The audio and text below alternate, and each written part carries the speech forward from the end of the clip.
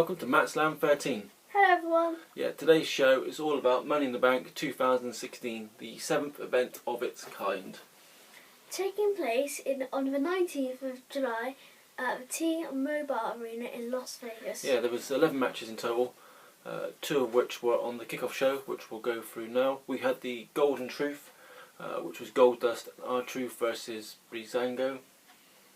Which was Fandango and Tyler Breeze. Yeah, Breezango were suffering with sunburn, which Truth and Goldust exploited throughout the match, with plenty of slaps, some funny stuff going on there. We'll see some pictures up here in a second.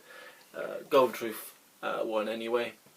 Another tag team match was the Lucha Dragons, Kalisto and Sin Cara, beating the Dudley Boys, Devon Dudley and Bubba Ray Dudley. Yeah, that's a big step down there for the Dudleys, if you remember them back in the day. It was all good, good all round solid performance from both teams, and it was alright.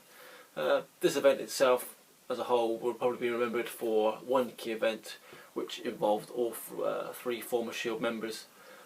We'll explain more in a bit.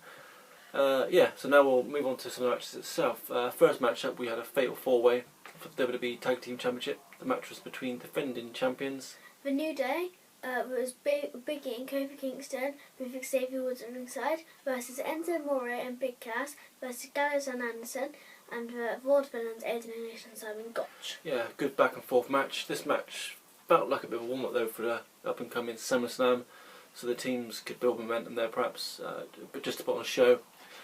Best moment for me though was a quote from Xavier Woods calling Amore a broken down Han Solo and Big Cass a hairless Chewbacca. The New Day retained the tag team titles. Next we had a singles match with Baron Corbin defeating Dolph Ziggler at the end of days. Corbin pretty much dominated this match. It was a good result for him. Yeah, it's a good result, good match of us. The heat for Corbin had begun though, with the fans pretty much booing him all the way through. Next we had the women's champions Charlotte Flair and Dana Brooke defeated Becky Lynch and Natalya in a normal tag team match. Yeah, and again quite a good match, but after the match Natalya turned heel by attacking Becky Lynch. Apollo Crews defeated Sheamus in a singles match. Crews pinned Sheamus with a crucifix bit. Yeah, I didn't like this match. I know at the time they were trying to build up Crews, but the match just lacked something. Obviously fans were not predicting a Crews win, so I was surprised, but pointless anyway, because they did nothing major of him afterwards. Until now, of course, as he is in this year's Money in the Bank ladder match, or whatever it's called this year, corporate ladder bank. Yeah, anyway, AJ Styles beat John Cena with help from Gallows and Anderson in what would have been a WrestleMania match any day of the week. Cena hit Styles with a second attitude adjustment, knocking the ref out. In the process, Gallows and Anderson come down, hit Cena with the Magic Killer, and put Styles on top of Cena. And just like magic, the ref woke up and did the 3 count for Styles to win. Yes, indeed. Then we had the Money in the Bank ladder match itself, with the chance to get the briefcase with the contract in for a WWE Championship opportunity. The wrestlers were Dean Ambrose, Alberto Del Rio, Cesaro, Chris Jericho, Kevin Owens and Sami Zayn.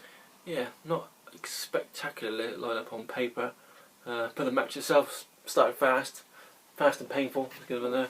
All the wrestlers had time to shine in this match, and throughout the match there was quite entertaining.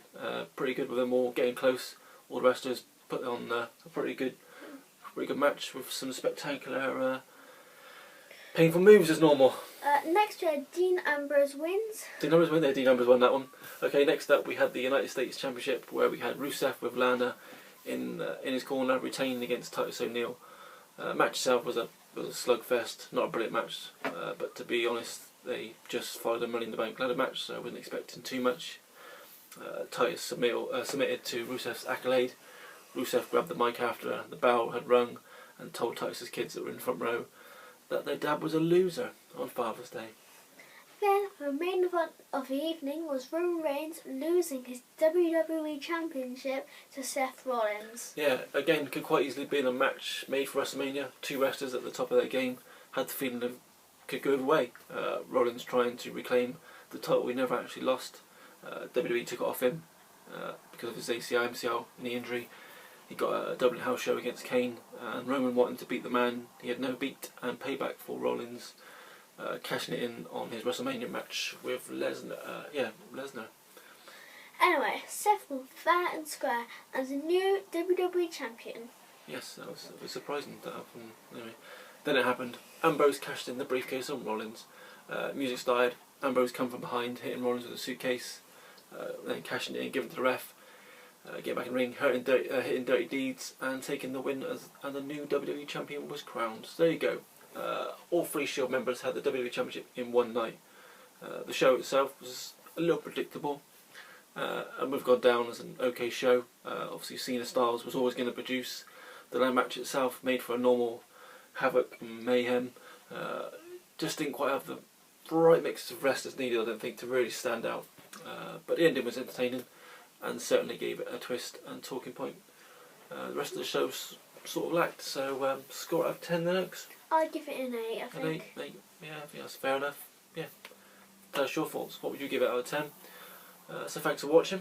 So please like, share, comment. Definitely get some comments in.